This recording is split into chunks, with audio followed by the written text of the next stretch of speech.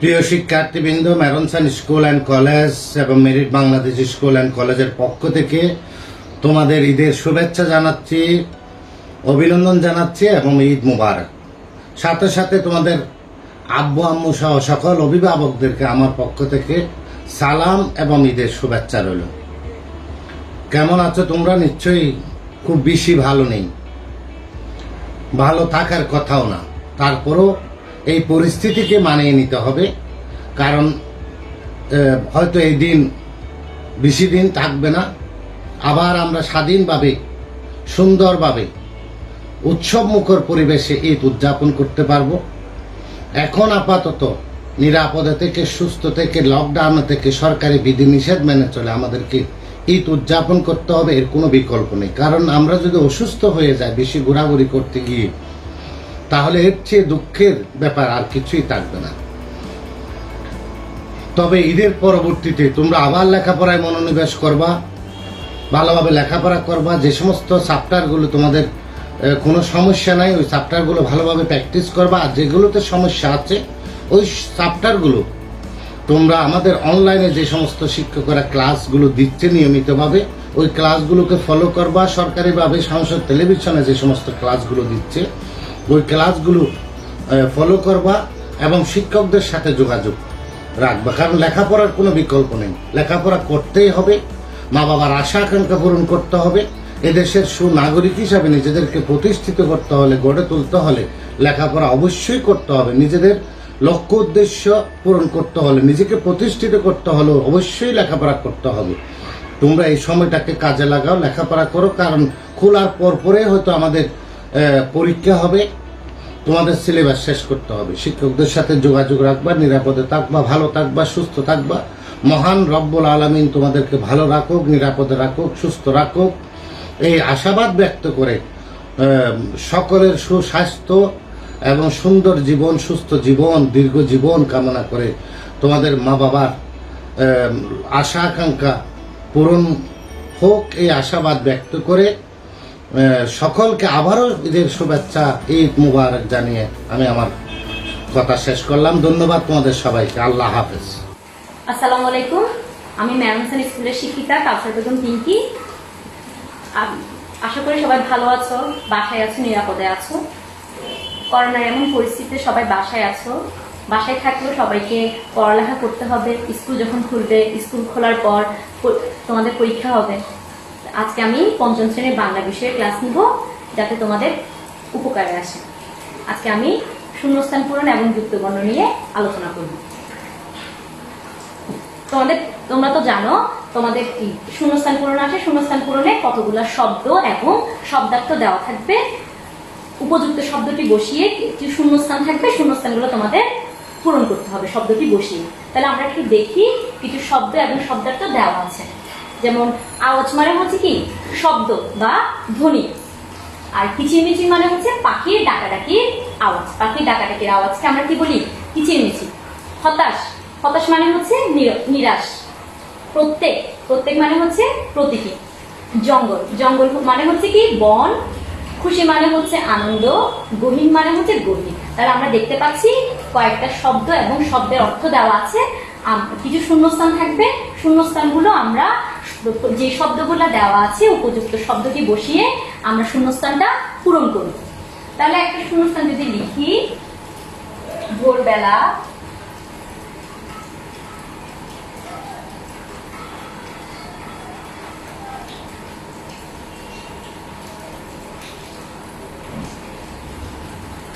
ভোরবেলা পাখিরা ড্যাশ করে।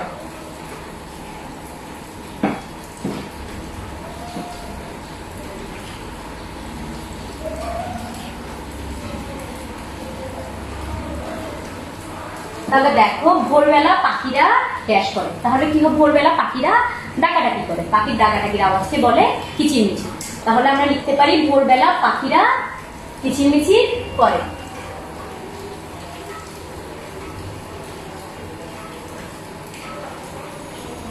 ভোরবেলা পাখিরা কিচিরমিচির করে।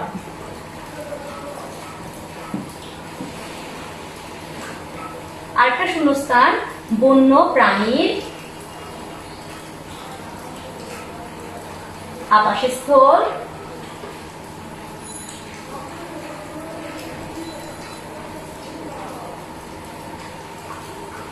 তাহলে দেখো আরেকটা শূন্যস্থান দেওয়া আছে, বন্য প্রাণীর আবাসস্থল দেশ। আমরা জানি বন্য প্রাণীরা কোথায় থাকে? জঙ্গলে থাকে, বনে থাকে। তাহলে হবে বন্য প্রাণীর আবাসস্থল জঙ্গল।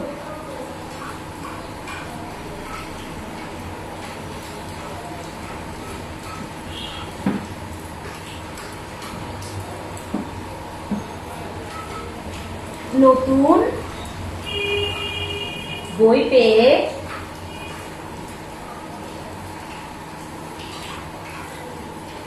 শিক্ষার্থীরা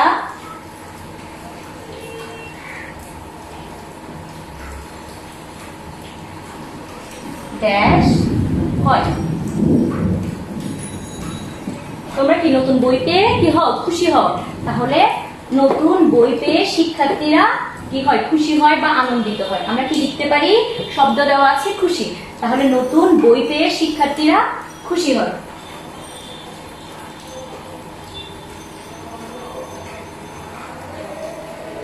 তাহলে আমরা দেখতে পাচ্ছি নতুন বই পেয়ে শিক্ষার্থীরা খুশি হয়।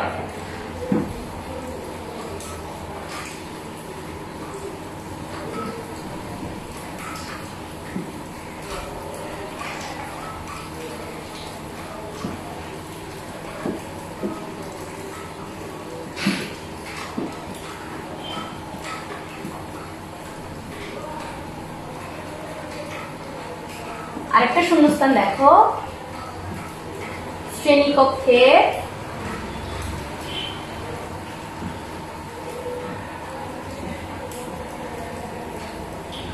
অযথা ড্যাশ করতে নেই।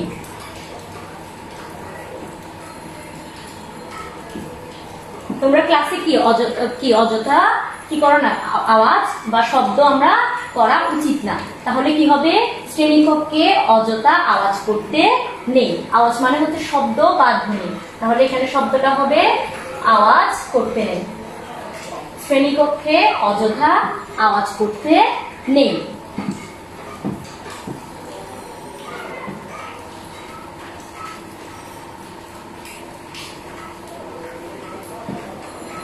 আরেকটা শূন্যস্থান দেখো, আমরা ড্যাশ জঙ্গলে সাবধানে ঢুকবো। তাহলে আমরা কি জানি? গভীর জঙ্গলে কি অনেক বিপদ আপদ হতে পারে। এই কারণে আমরা কি করি? যখন আমরা গভীর জঙ্গলে যাব তখন আমরা সাবধানে যাব। তাহলে এখানে কি হবে? আমরা দেখতে পাচ্ছি একটা শব্দ আছে, গহীন মানে হচ্ছে কি? গভীর। তাহলে আমরা যখন গভীর জঙ্গলে যাব তখন আমরা সাবধানে ঢুকবো। তাহলে আমাদের শূন্যস্থানে কি হবে? আমরা গহীন জঙ্গলে সাবধানে ঢুকবো।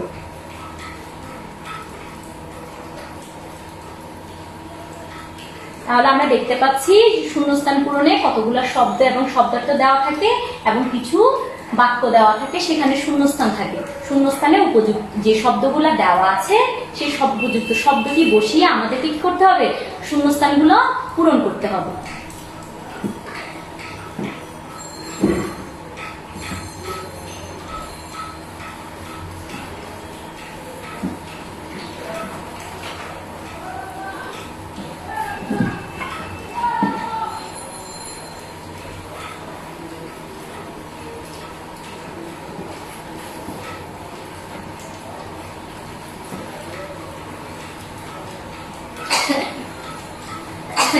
এরপর তোমরা জানো তোমাদের কি আসে পরীক্ষায়? যুক্ত বর্ণ আসে। 5টা যুক্ত বর্ণ থাকে, যুক্ত বর্ণগুলো ভাঙতে হয় এবং সেগুলা দিয়ে একটা বাক্য তৈরি করে দেখাতে হয়। প্রতিটি যুক্ত বর্ণে 2 নম্বর করে থাকে। তাহলে আমরা কি যুক্ত বর্ণগুলা ভাঙতে হবে এবং সেই যুক্ত বর্ণ আছে এমন একটি শব্দ দিয়ে একটা বাক্য তৈরি করে দেখাতে হবে।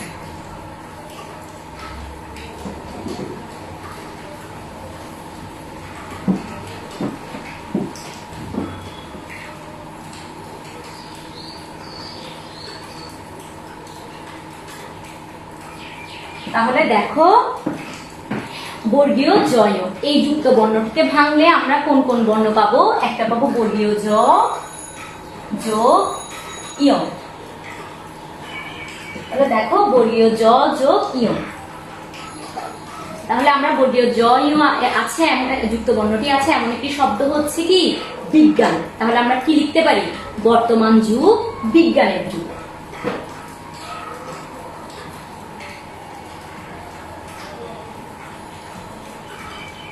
বর্তমান যুগ, বিজ্ঞানের যুগ।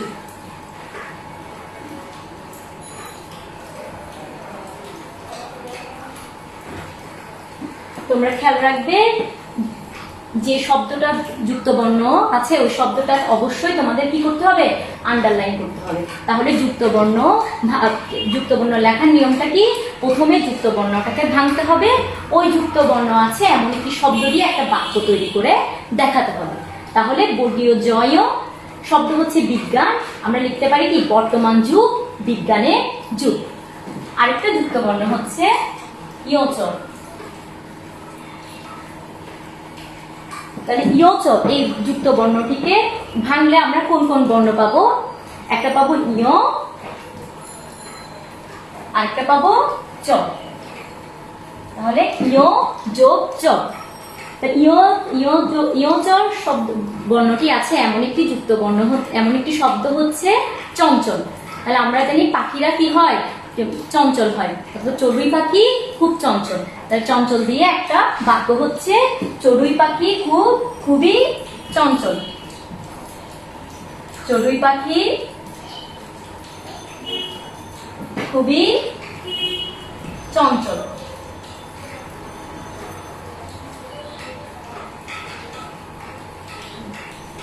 আবারও বলছি তোমাদের, যে যুক্ত বর্ণ দিয়ে যে শব্দটি আছে শব্দটির নিচে অবশ্যই দাগ টানতে হবে, দাগ টেনে দিতে হবে, আন্ডারলাইন করতে হবে।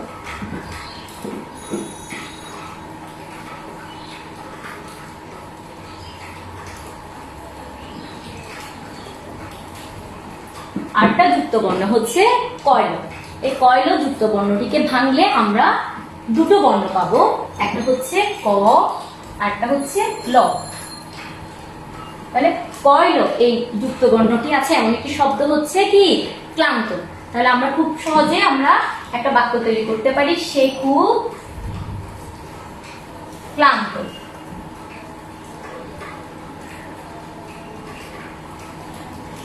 ক্লান্তর নিচে আন্ডারলাইন করতে হবে।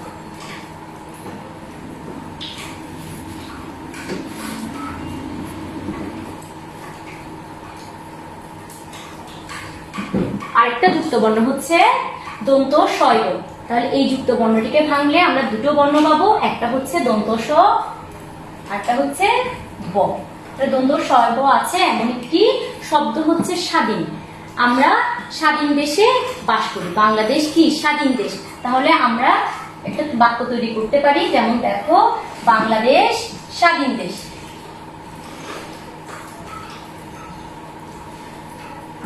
বাংলাদেশ স্বাধীন দেশ। তাহলে আমরা আন্ডারলাইন করব, দন্ত শয়ব আছে স্বাধীন, স্বাধীন শব্দটির নিচে আমাদেরকে আন্ডারলাইন করতে হবে।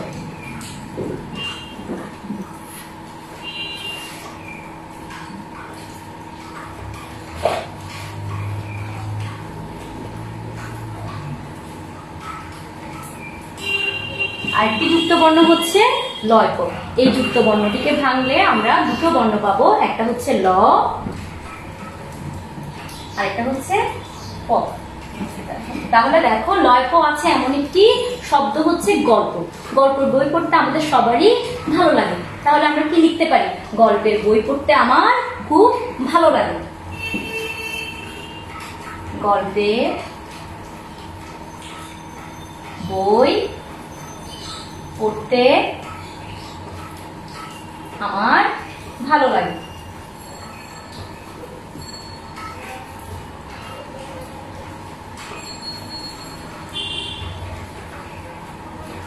আর লয়প যুক্ত বর্ণটি আছে, শব্দটি হচ্ছে গল্প, তাহলে আমাদের গল্পের নিচে আন্ডারলাইন করতে হবে।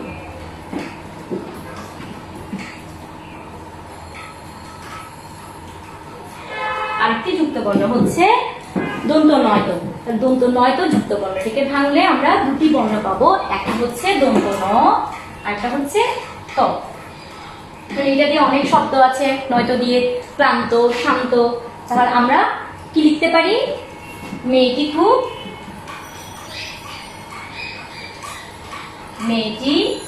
খুব শান্ত।